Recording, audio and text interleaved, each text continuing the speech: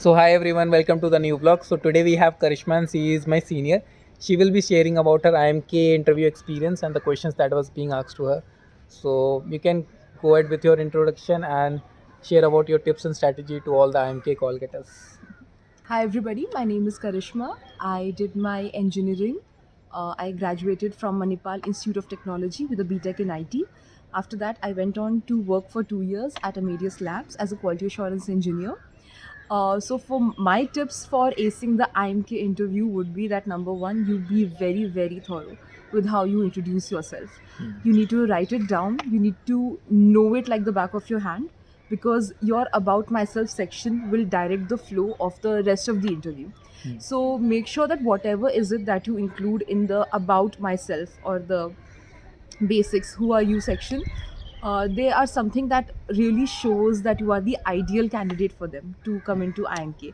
So you need to focus on, of course, where you come from, where you graduated from, uh, why you pursued the degree that you did. Then if you have work experience, then you need to speak about what you did and don't just mention like, okay, this is the company name and this is my profile name. You need to show that you made some impact while you were working in the organization where you were working. So make sure that you mention the work that you did. For example, I did this.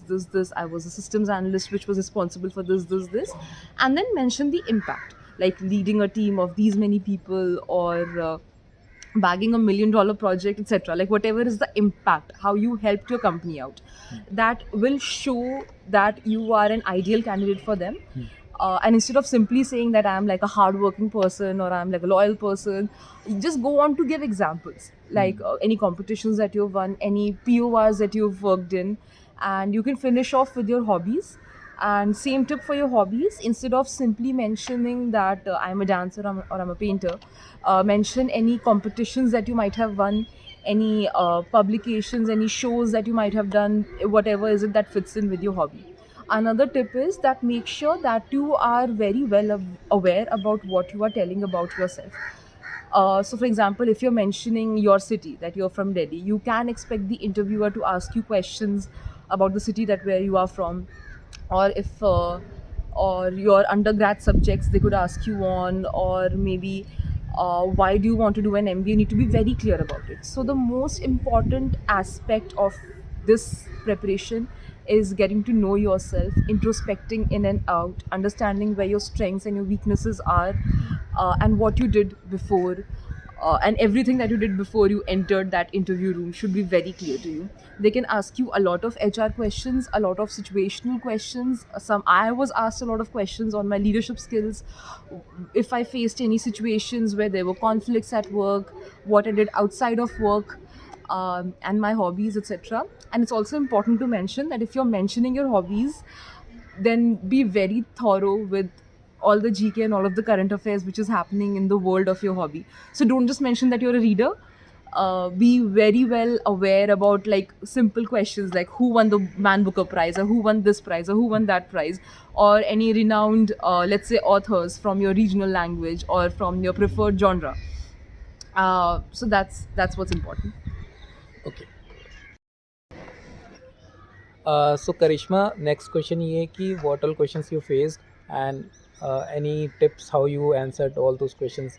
Just a glance or just a brief. So after I was done with the standard about myself questions, the standard HR and interpersonal questions, they then moved on to testing my GK by asking me questions about Delhi politics, what's happening around. Since I had mentioned that I'm from Delhi in my about myself, and a very few small questions from your subject. So one thing to remember is that if you are a fresher, then you need to be very, very thorough with your graduation subjects. You need to be aware about what your favorite subject is and mention a couple of topics from within that subject if that is something that you're comfortable with, and make sure that you know that subject really well. You never know who the interviewer is, so the interviewer will always be a professor from an IIM, from IIMK in this scenario. But if let's say you are an engineer and the professor in front of you happens to have an engineering background, then you can expect more in-depth questions from the subject of your choosing. However, if you have work experience, then you'd have to pay more attention to what you did when you were working in the organization that you were working, and of course spend a bit more time in revising all of the subjects that you studied as a part of your undergrad course. After that we moved on. After that, since I mentioned my love of technology and all, the professor went on to ask me about IoT. So I had not exactly done anything IoT related in my CV, but they went ahead to ask me because that is an extension of technology. So they first began with what is IoT, how they're sorry. Start. Yes. Sorry. Sorry. Pretty exciting. Yeah. So after the initial HR and interpersonal questions were done, they moved on to GK questions. Asked me about Delhi politics, what's happening, current affairs, etc. After that, they moved on to ask me about IoT. What is IoT? Its applications in home, its applications in the industry. Even though my CV directly did not have anything related to IoT, but since I had mentioned my passion for technology and IoT being one of the most upcoming trends in technology, they asked me on that. So another important tip is to be is just go through entire profile, go through all of the fields that you've mentioned in your profile, cities, proper nouns, anything that you might have mentioned. Type it on Google and then click on news and see what all is the latest trends, is the latest news happening everywhere. So after I was done explaining, what all is happening in the world of IoT, how that's helpful, after all the theoretical answers were done, the next part of the interview sort of moved into a debate mode. So the professor went on to insinuate that what's the point of IoT? People just become lazy, blah blah blah. People don't want to just get up and switch off a switch. And it's important to remember that even when the professor is pretending, or maybe if even if they are disagreeing with you, they're simply testing your reaction to it. So in my case, I went on to explain, give very logical answers on the philosophy of IoT, on how that is helpful, how technology overall helps people.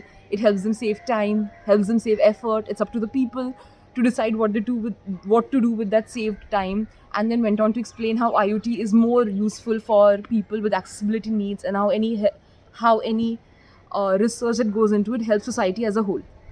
So you see, their entire point was to check whether or not you could think outside of the box and apply what you have learned, or apply what is currently in the news to an everyday situation. So that's where they really test you. And it's important that you always maintain a smile, always stay calm, just enter the interview room with the attitude that they want to select you, they genuinely want to select They you. have an online one. Yeah, okay, then just enter the Zoom chat room knowing that they want to select you. All that they want to do is make sure that you are a fit for their college. And do not worry, all of us were there where you are 2 years ago, watching Yes. videos, watching people who have apparently, well, made it and seeing their tips.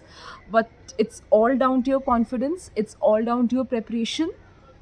And I think that's it. It's important to create a good connection with the interviewer, no matter whether it's an offline interview or an online interview.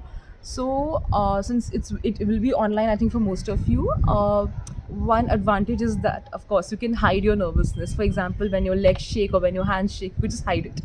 But then the disadvantage is that you would have to spend more time creating a connection through that Zoom.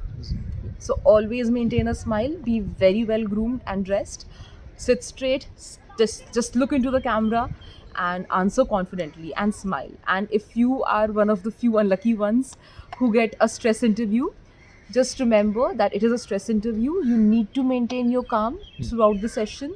You need to smile throughout the session. And if they ask you a question to which they don't know the answer of, feel free to ask clarifying questions. Moreover, the point of these questions is to see how well you could think on your feet. So if let's say the interviewer asks you something about A, but you don't know that well about it, but you know something about it which is B. So your ability to connect B with A is what can really impress the interviewer. That okay, even if you don't know something directly, you have some idea about what's happening around it, and how you answer that question is what will be the deciding factor between whether you get it or not. So last question ये है कि आपने कहाँ से prepare किया था GDPI के लिए? So most important is all the material that you use. So try and read two newspapers every single day with a focus on the editorial section. Besides that, I was taking classes from Time, GDPI workshops. And I think that's it. It's about how well prepared you are on the day. So all the best. Hope to see you in this beautiful campus soon. So all the best to all the aspirants. Keep shining. Do give your best for this call. This is one of the top institute of MBA, and yeah, good luck. And Keep hit shining. like and subscribe. Yeah. Bye.